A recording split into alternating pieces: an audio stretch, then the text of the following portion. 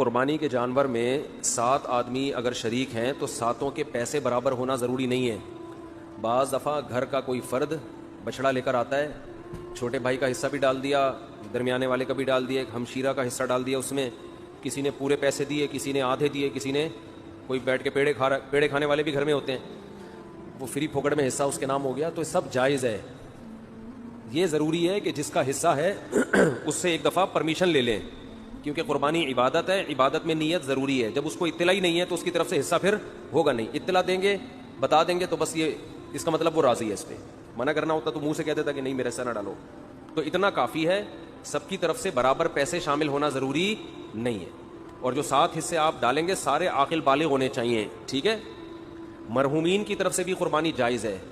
مرحومین کی طرف سے جو قربانی ہوتی ہے وہ ہوتی آپ کی طرف سے ہی ہے، لیکن اس کا ثواب مرحوم کو ملتا ہے، وہ ہوتی آپ ہی کی طرف سے ہے۔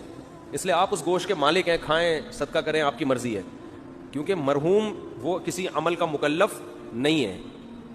اس کا تو بیچارے عمل کا دروازہ بند ہوا تبھی تو مرحوم ہوا نا وہ۔ اگر وہ ابھی قربانی کر سکتا ہوتا تو مرحوم کیوں ہوتا پھر وہ؟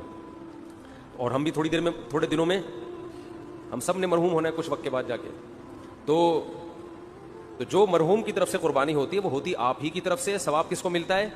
مرحوم کو۔ تو یہ بھی جائز ہے، نبی کی طرف سے بھی جائز ہے، زندوں کی طرف سے بھی جائز ہے، مردوں کی طرف سے بھی جائز ہے۔ نبی صلی اللہ علیہ وسلم نے کیا، ایک اپنی طرف سے، ایک پوری امت کی طرف سے، 2 مینڈھے ذبح کیا آپ نے۔ تو یہ اصال ثواب کا ثبوت بھی یہیں سے ملتا ہے۔